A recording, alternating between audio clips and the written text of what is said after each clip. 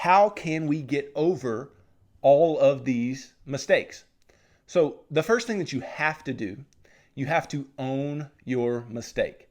You have to be able to look in the mirror and say, I messed up. Not looking and go, they tricked me. Not looking and go, well, everybody else does this. Not looking and go, well, somebody said that was a good idea or whatever. No, you have to take responsibility for yourself and the financial mistakes that you have made. And until you do that, you're not going to be able to attack it with the veracity that you need to, because you'll always be looking to give somebody else the blame. And you'll always be looking to say, well, it's not really my fault. Well, yes, it's your fault. You signed on the dotted line, or you swiped the card, or you did whatever you did or failed to do in order to get into this place. So you must own your mistakes. That's the first thing I had to do with student loans. I had to look at it and go, even though I had heard, oh, it's not bad debt to have. It's good debt because you're getting your education. And though I had heard, well, you don't have to pay it back. You can just make the minimum payments. And though I'd heard, well, everybody does it. Everybody gets student loans. Though I had heard all of those things, what did I still decide to do? I still decided to say, I did it. I took out the student loans. Therefore, I am going to pay for them. I am going to pay them off and do it with a lot of intensity. And saying that you made a mistake is a big step forward, because look, even though you make a mistake, that's not to shame yourself. This will just remind yourself that you're not perfect and that you have things in your life that you can learn from as well. And that's what all these mistakes are, is they are learning opportunities for each and every one of us. And then once you go through the process of saying, yep, it's my fault, then you have to forgive yourself for making the mistake. Because a lot of us have this tendency, and I have this, where I will beat myself up really bad about doing things that I shouldn't have done. And I'll be really frustrated about the situation that I get myself into. And so in order to get over that, you have to forgive yourself. You have to allow yourself to move forward and move past the mistakes that you've made, and understand that the windshield is larger than the rearview mirror.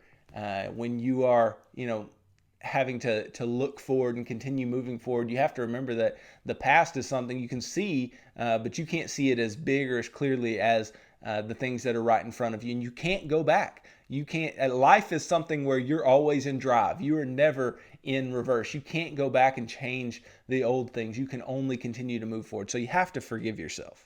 And your past just doesn't determine your future. Just because you did bad things or made mistakes in the past doesn't mean that you have to make mistakes in the future. That's just not the case.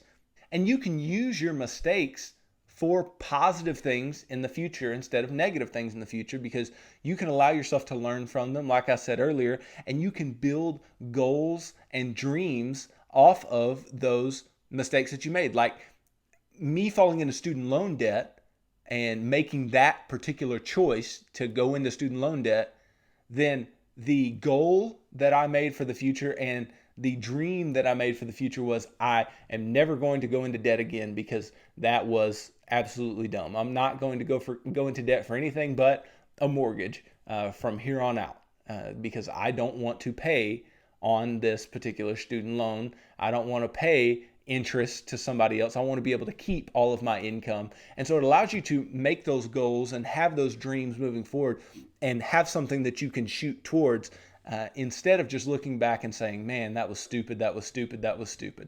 We don't want you to get that negative self-talk. You want to have positive self-talk and be able to positively look towards the future and say, I can make a difference in my future based on what I've learned in the past. So forgiving yourself it's a huge deal once you make these types of mistakes. And then you have to let your mistakes motivate you. Like I said, you can build these goals off of it, and you can look forward from the particular mistake that you've made, but you have to be motivated by it. And it has to be something that makes you want to act, and makes you want to have a plan, and makes you want to do the correct things from then on out.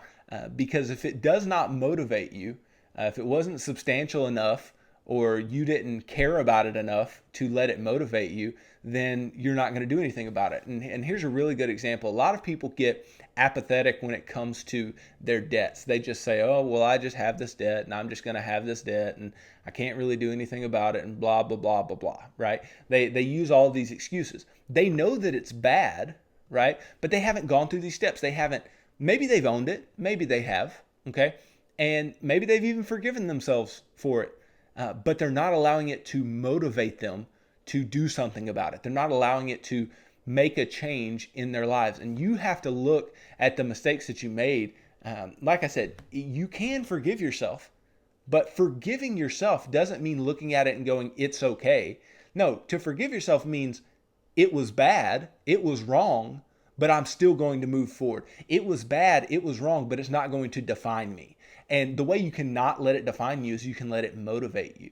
And then what you have to do once it motivates you, you have to get to work. You have to do something about it. You have to make a change. You have to turn around. There's this idea in Christianity of repentance, right? And repentance is turning from your ways and basically a 180, doing the opposite, right? Changing your heart, changing your attitude, changing your actions. That's repentance. Well, in a similar way, financially, you need to change your mind, change your attitude, change your heart, change your actions, turn around and do something different. I got into student loan debt. Well, what do I have to do? I have to pay off my student loans. And so I went from being somebody who was okay with going into student loan debt. I had to turn around, and now I'm the guy who preaches to you and who lives out in my own life, not going into any debt at all. And so that is so vital that you have to go to work afterwards. You just can't stand idly by while life passes and you're not making any progress. You have to do something about it, especially if you've gone into debt of some type. Because that debt's just going to be there until you get it paid off. Or, if you're constantly breaking the budget, if you're constantly not doing your part in keeping your budget together, then you're not ever going to be able to make headway. Or if you're failing to invest or save, and you continue to not invest or save, then you're not going to get anywhere forward. Even though you know that's the wrong thing, you're not going to be able to get to where you want to get in the long term because you're not making decisions today to do that. So you have to end up making those sacrifices, because something you had done previously is you made some kind of decision or sacrifice. You gave up one thing for the other. Like you gave up, not overspending for overspending, or you gave up, investing for not investing and spending the money, or you gave up, paying for school because you worked or you got the scholarships or the grants, or you saved up money before you went or whatever. You gave up that to go into student loans. Now you have to do the exact opposite. You have to lay down those mistakes and do something that's going to get you where you want to be. And so, like being in student loan debt, now you have to say, student loan's bad. I'm going to be intentional about getting out of debt. I'm going to make the steps that I need to make in order to get to where I want to be in the long term. And then after you've done the work, after you've been motivated, after you've done all of these things, you've owned it, you've forgiven yourself, you've worked at it, all these things, then you need to tell your story to others. I'm telling my story to you right now, right? But you need to tell your story to others. My parents, for instance, taught me a lot of life lessons. They taught me a lot of things about how life works, how life is going to be moving forward, how, things aren't always going to be perfect and you have to work through some things. And I plan on doing the same with my children. So when you do make a financial mistake, don't just use it as a learning opportunity for yourself.